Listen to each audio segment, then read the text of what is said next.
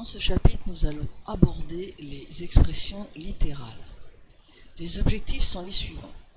Produire une expression littérale, utiliser une expression littérale et tester une égalité.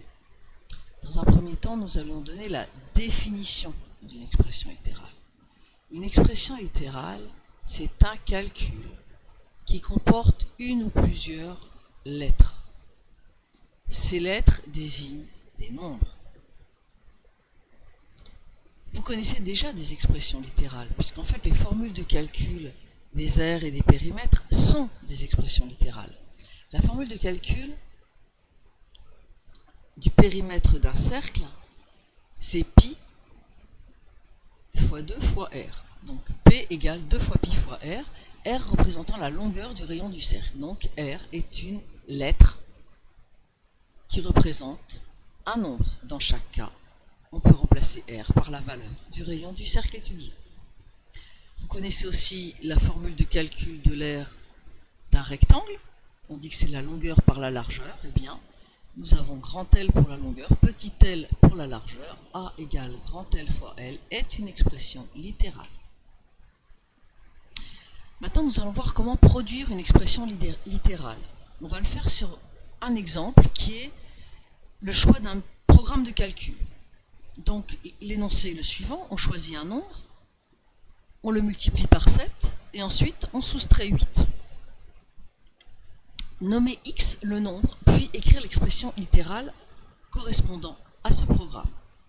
Eh bien, choisir un nombre, on va marquer x, le multiplier par 7, donc c'est x fois 7.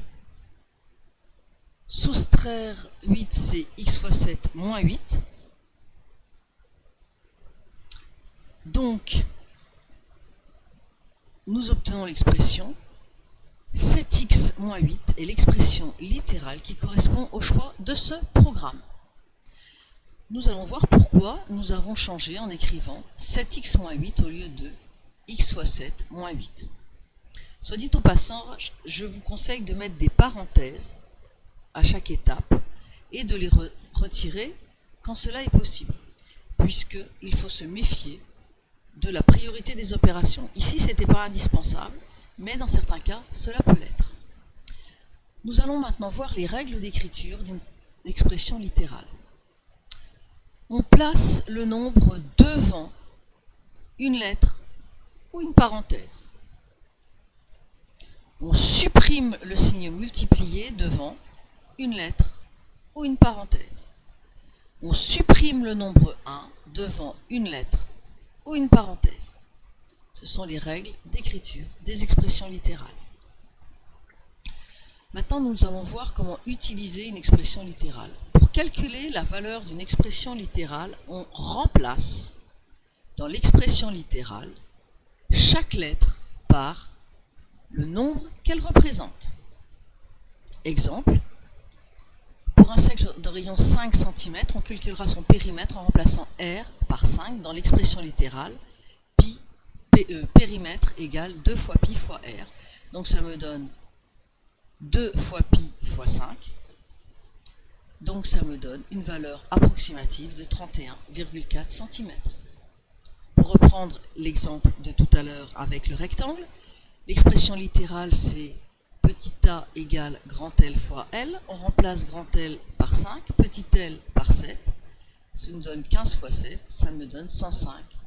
Et on n'oublie pas les unités, centimètres carrés. Dernière étape, tester une égalité. Une égalité est constituée de deux membres, séparés par un signe égal.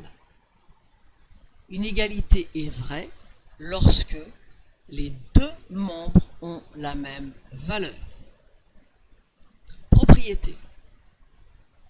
Une égalité où interviennent des expressions littérales peut être vraie pour certaines valeurs attribuées aux lettres et fausse pour d'autres. Exemple, 3x plus 5 égale 8. Si l'on choisit x égale 2, on va obtenir 3 fois 2 plus 5, soit 11. L'égalité est donc fausse pour x égale 2. Pour x égale 1, on obtient 3 fois 1 plus 5 égale 8. L'égalité est donc vraie pour x égale 1.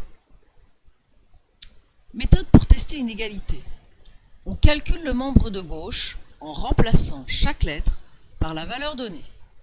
Ensuite, on calcule le membre de droite en remplaçant chaque lettre par la valeur donnée. On compare les deux membres et on conclut. Sur un exemple, ça se présente de la façon suivante. On va tester l'égalité suivante pour x égale 3. Le membre de gauche, c'est 2x plus 7. Donc, pour x égale 3, ça me fait 2 fois 3 plus 7, ça me fait 13.